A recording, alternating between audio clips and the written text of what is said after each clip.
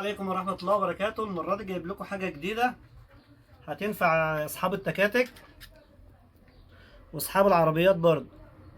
ده جهاز أهو معايا، هيقيس لك درجة الحرارة بتاع التوك توك أو بتاع العربية، وهتقيس درجة الحرارة اللي أنت عاوزها. يعني مثلا العربية مثلا بتسخن، الأمبير بتاعها بيرفع مثلا على 80، ممكن أعمله أقل عشان المروحة تبرد. يعني قبل ما تسخن ممكن أعمله على 70 ببرمجه زي ما أنا عاوز، مش زي نظام العربية ده بتبرمج زي ما أنت عاوز. الجهاز ده طبعا بيوصل على على الراديتير او بيوصل على جسم الموتور من ورا. انا جايب ده، انا في مجال التكاتك هوصلها في التوك توك ماشي، وهعرفكم ازاي لو التوك توك سخن تبرد. طبعا هنجيب مروحه زي دي، اي مروحه 12 عندك، اي مروحه مش شرط كبيره زي دي او صغيره. مجرد ما التوك توك يسخن معاك مثلا على 80 او على 70، على 70 درجه مثلا، هتبدا المروحه تشتغل اوتوماتيك تبرد الموتور. مجرد ما تبرد الموتور الامبير بينزل معايا امبير هنا بينزل معايا بارقام، بينزل معايا. مجرد ما ينزل الامبير من فوق زي تحت هتلاقي المروحه فصلت لوحدها. بتبدا تعد الحراره معاك اما توصل لفوق زي اللي فوق بالظبط، بتبدا المروحه تشتغل اوتوماتيك لوحدها. فدي هتبرد لي الموتور، لان طبعا انتوا عارفين التوك توك ما فيش تبريد. فهعمل لكم ليه تبريد تبرد الموتور بتاعه، عشان لو عرفت تعرف درجة الحرارة الموتور سخن ولا لا. تقدر المروحة تبرده او تشوف ايه المشكلة اللي فيه، تشوف ما فيش زيت، تشوف فيه ايه. لو ما بردش معاك هتلاقي فيه مشكلة عندك، لان المواتير دايما في الجو حر جاي السنة دي المواتير هتفوت بسرعة بسبب الحر. فده امبير حرارة هيبرد لك، هيشغل لك المروحة اوتوماتيك. هوريكم برضو التوصيلة بتاعتها عملي على التوك توك بإذن الله وعلى العربية. تمام، دي اللي بيقيس الحرارة بتاعتنا، هتوصلها على أي جسم في الموتور. هنشوف مع بعض هنوصلها فين، المكان اللي هنوصله عليه. طبعا السلك ده طبعا بيبقى قصير، بنقصفه من النص من هنا ونطوله شوية على أساس إيه يوصل له قدام في الطبلون، وده يوصل عند المكنة من ورا. طيب هنشوف طريقة التوصيل مع بعض إن شاء الله.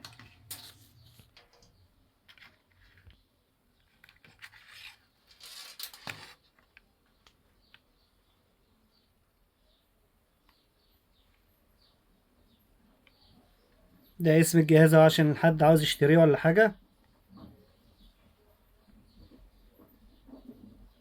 هتبقى فكرة جميلة إن شاء الله.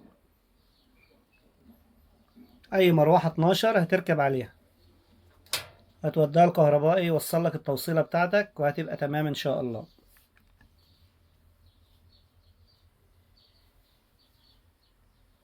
خلاص احنا وصلنا الجهاز كده في المكنة اهو في التوك توك، وصلنا الكهرباء بتاعته اهي. هوريك برضو طريقة التوصيل بتاعها، قرب بالكاميرا شوية. احنا عندنا هنا 4 خانات موجودين هنا. الخانة دي هيبقى سلك كهرباء جاي من الكونتاك، مع الكونتاك بالظبط، يفصل مع الكونتاك ويشتغل مع الكونتاك. سلك كهرباء هتلاقي مكتوب هنا زائد وهنا ناقص، وهنا اس 1 وهنا اس 2.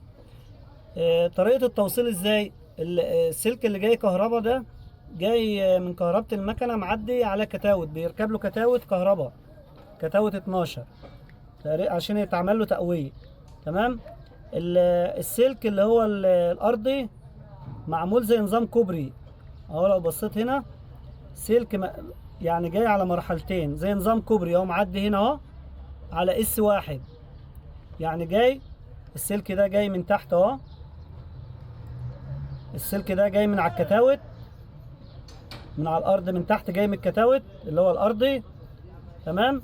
موصل هنا من الارضي لاس 1 اهو زي نظام كوبري اهي. مش عارف واضحه في الكاميرا ولا لا، نظام كوبري اهو من الارضي لاس 1.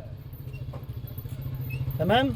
اس 2 دي اللي هي جايه ايه، دي موصله للمروحه.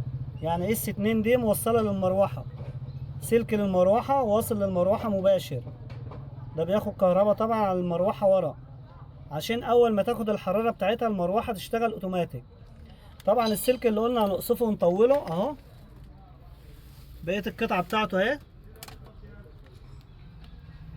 عشان طبعا الوصله هتبقى طويله ودي قصيره.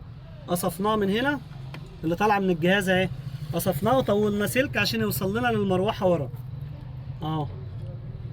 وصلنا السلك طويل اهو، توصيله معاكم واحده واحده. نلف هنا.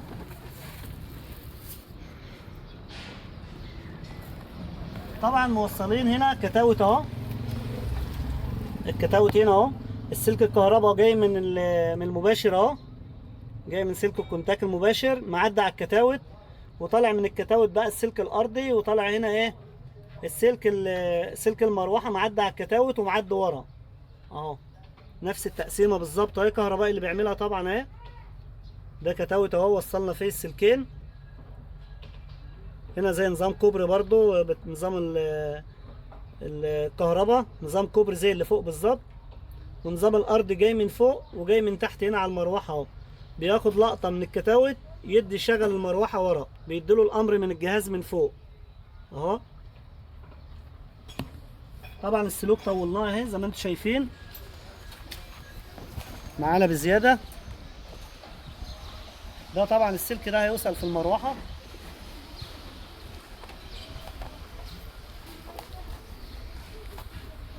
السلك ده هيوصل في المروحه اهو.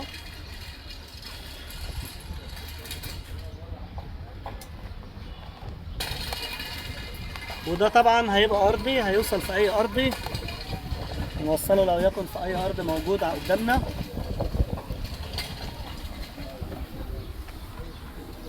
هندخلها هنا جوه برضه اهي، عشان نبقى جنب الامبير بالظبط. لف الجنب التاني. بشرح لكم التوصيله عشان اللي عاوز يوصلها. هو شغل كهربائي طبعا اللي هيوصلها، هو اكيد عارف شغله، ممكن توري له الفيديو وهو يوصلها لو ما عندوش خلفيه. الارض ده طبعا هنحطه في اي مكان هيشغل معانا. هنفتح معانا هنا الكونتاك، هنفتح معانا الكونتاك. طبعا الجهاز لسه اول مره يشتغل، لسه ما اتبرمجش. هو على 28 على درجه حراره الجو تقريبا، 28 اهو. المفروض كده درجه الجو اعلى، دي 28 و9 من 10، يعني درجه الحراره اعلى من البرمجه اللي في المؤشر. لسه هنبرمجه طبعا. يعني كده المفروض لو وصلنا المروحه وصلنا لها ارض هتشتغل، لان هي اعلى. هنشوف لها ارضي.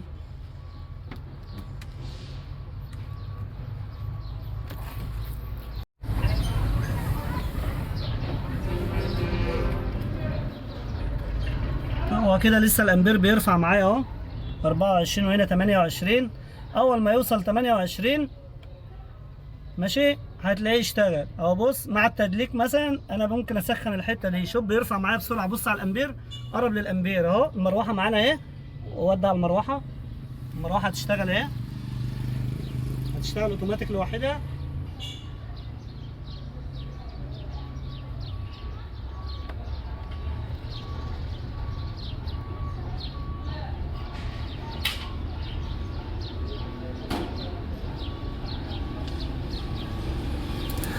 اهي المروحه اشتغلت اوتوماتيك.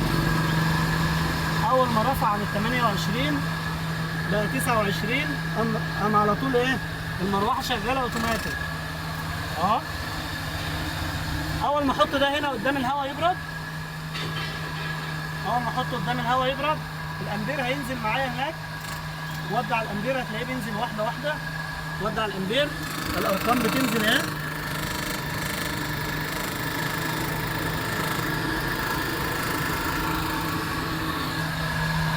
الارقام في الامبير، بص على الامبير، ركز على الامبير. 6 اهي. المروحه هتفصل لوحدها دلوقتي اهي. ارجع لورا بقى عشان المروحه تبان وهي بتفصل. هات على الامبير والمروحه، ما بنعملش اي حاجه. مجرد ما القطعه دي تبرد هتقوم نازله على طول. اول ما توصل لل 28 هتقوم المروحه فاصله اوتوماتيك.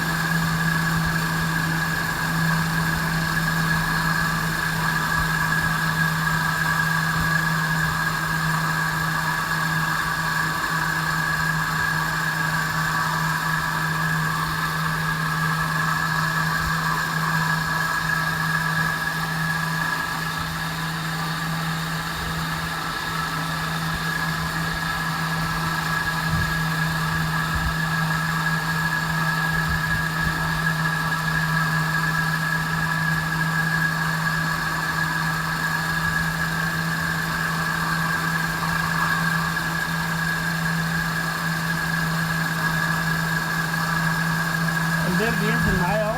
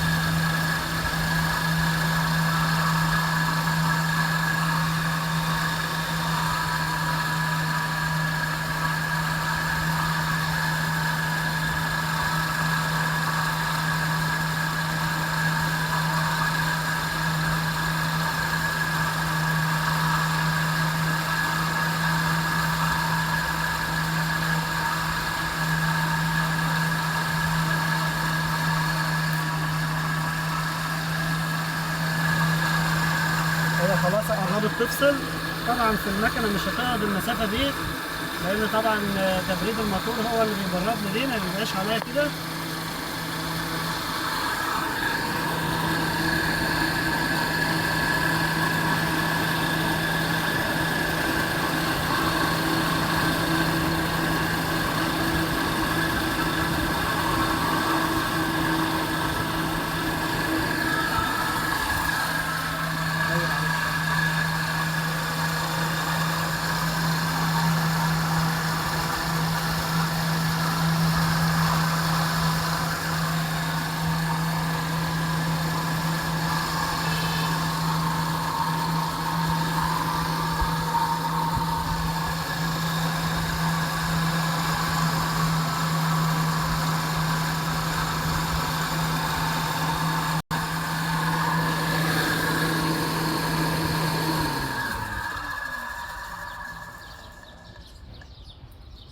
مجرد ما بردت على طول فصلت المروحه. اول ما درجه الحراره هترفع هتشتغل اوتوماتيك لوحدها تاني.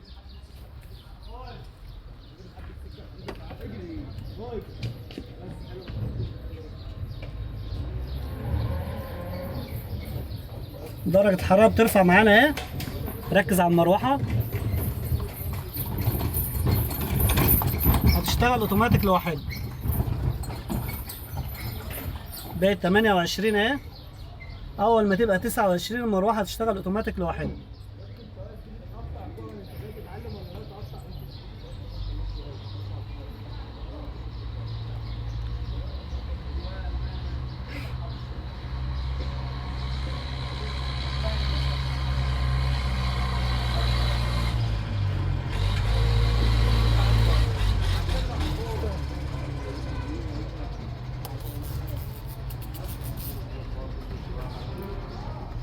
معاكم واحده واحده في الفيديو اهو.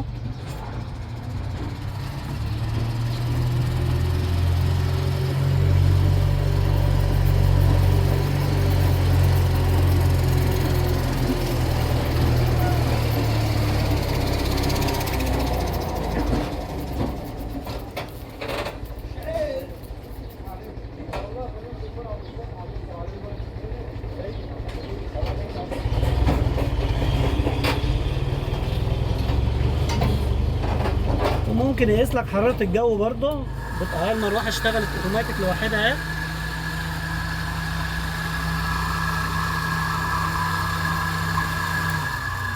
طبعا هنثبت المروحه على الموتور وهنعملها لكم عملي، وندور المكنه ونظبط ديتي. مثلا هي على 28 لسه ما اتبرمجش، هنبرمجه هنخليها مثلا على حراره 80 مثلا او 70. مجرد ما الحراره توصل 70 المروحه تشتغل اوتوماتيك على الموتور تبرده. هنثبت لكم المروحه ونرجع لكم تاني. ايه رايكم هنجيب حته حراره من بتاع العربيه الملاكه قديمه مستعمله. ممكن تلاقي عند الميكانيكيه بتوع العربيات، تقول له حته حراره قديمه بايظه. وايه رايكم بقى نحطها في الزيت هنا، نفك الطبه دي ونعمل لها سن هنا ونحط الحته هنا، نجربها هنا كده. ما كانش هتنفع على جسم المكنه من بره، يعني الجهاز اللي انا جايبه ده بيقيس من بره، فانا عاوز اقيس من على الزيت عشان ما يجيبليش حراره عاليه، يجيب لي الحراره اللي موجوده في الزيت. نجربها على الزيت، ما نفعتش نجربها من بره. ايه رايكم نجرب كده؟ فك يا الماني. فكينا الطبه اهي وخرمناها وجبنا حته بتاعت عربيه بايظه اهي، فرمنا فيها خرم هنا رفيع ببنطه بنطه 6 اهي. هنشبطها بقى مكانها وهنجربها كده ايه، نشغلها على الزيت زي العربيات بالظبط، نشوف النظام هيبقى ايه معانا. طبعا لسه اول مره نجربها فهيبقى لها تجارب كتيره.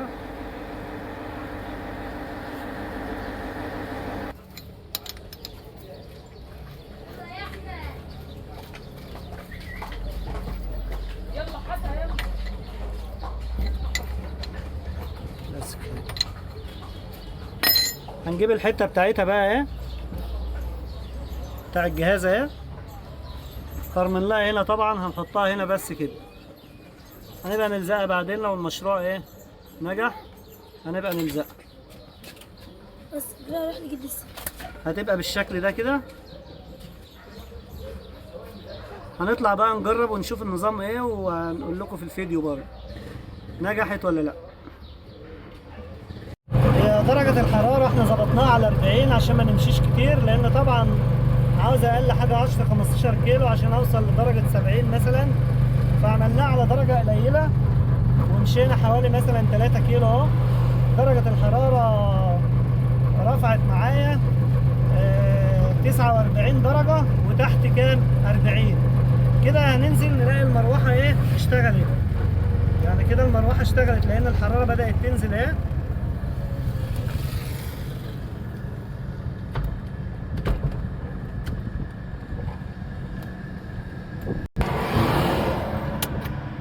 الحرارة بدأت تنزل معايا. هننزل كده نلاقي المروحة معانا شغالة طالما عدت درجة ال40 اهي. المروحة شغالة اهي. طبعا المروحة هتفصل لوحدها أول ما الحرارة هنا تنزل.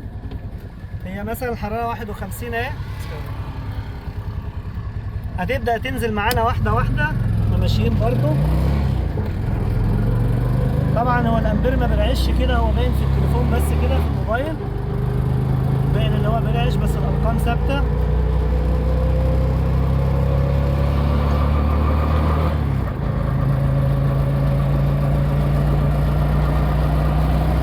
طبعا كل ما تمشي تبرد اكتر. الارقام بتنزل معانا اهي. بص على الرقم الاحمر اللي فوق اهو، الرقم بينزل. كان 51 نزل اهو 50.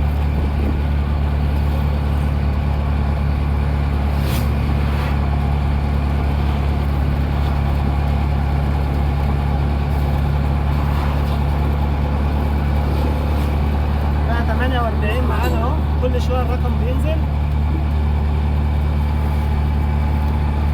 بقى 46. انا معاكم واحده واحده اهو، وان شاء الله هجربه لكم على جسم الموتور من بره برضه.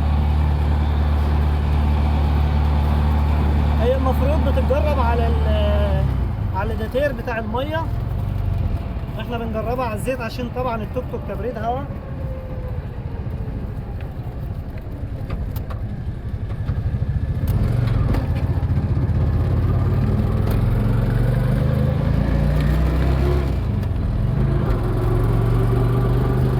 معانا بقت 45.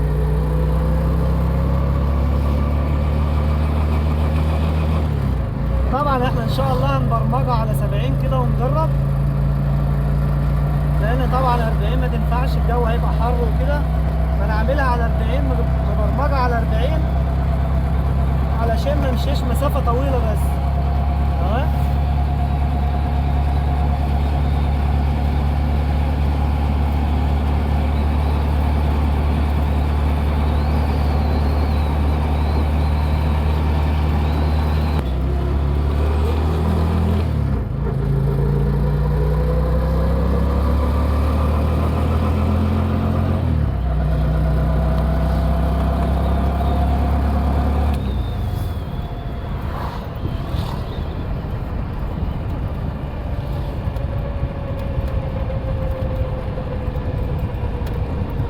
نزل معانا ال 42 اهو، 43.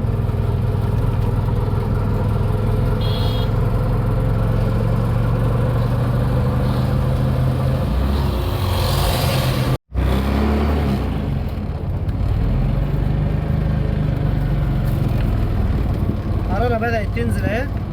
المفروض كده بقى 37 اهي، وطبعا ماشيين.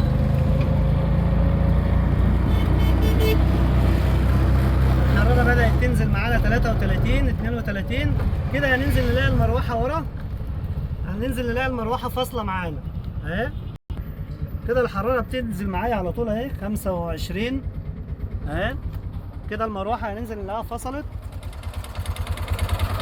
اهي. الجو ضلم، المروحة مش عارف ظاهرة ولا لا اهي. المروحة بلفها بايدي اهي. كده المروحة فصلت معايا. طبعا لما الحرارة ترفع بتقوم المروحة شغالة تاني. هنطلع للعداد اهوتي، وصل 24. هيبدأ بقى لما نيجي نمشي هيبدأ يرفع. بدأنا نمشي اهي، رفعت 38. طبعا الحرارة ديت ما تنفعش معانا. طبعا بنقرص على المكنة عشان ايه؟ الزيت يرفع يسخن اهو. وصلت 40 41.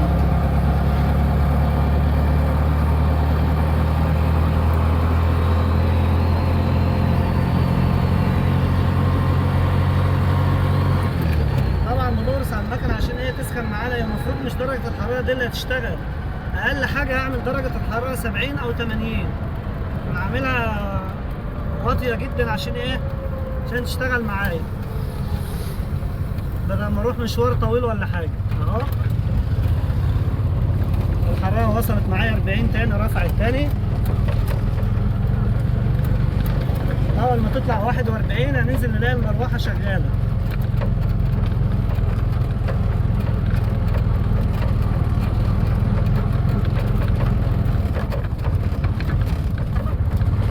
كده 41 معايا اهي. هنبدأ ورا، هنرجع ورا دلوقتي. هنشوف المروحة هنلاقيها شغالة اهي. 42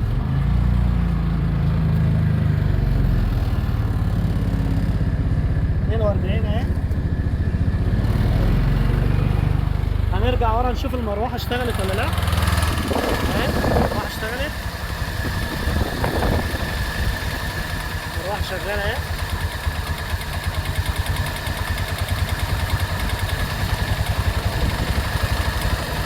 طبعا اول ما تبرد هنقف شويه، تلاقي اول ما تبرد هتلاقي المروحه وقفت.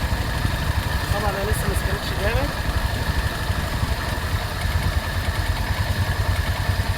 فيها بالظبط تلاقي المروحه وقفت اهي. تمام، المروحه فصلت اهي. كده الحراره نزلت معايا قدام. الحراره بقت 36 اهي، 35 34. كده بدأت الحرارة تنزل طالما المروحة اشتغلت وبردت الموتور. هنجربها لكم بقى الفيديو الجاي ان شاء الله على جسم الموتور من بره، عشان لو محدش عاوز يوصلها على الزيت. على جسم الموتور هتشتغل كويسة برضه.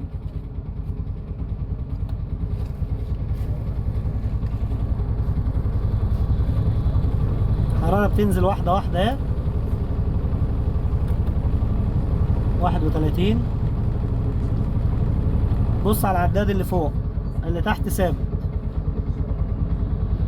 5 4 3 2 1 0. 31 اهي. هتبدأ تنزل على 30 اهي. كل ما تبرد هتنزل.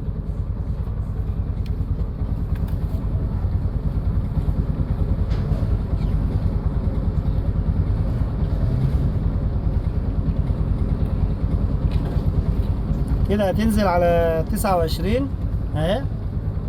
عشان ما نطولش عليكم، بس هي هتبرد لغايه ايه اما تجيب درجه حراره الزيت. وشكرا.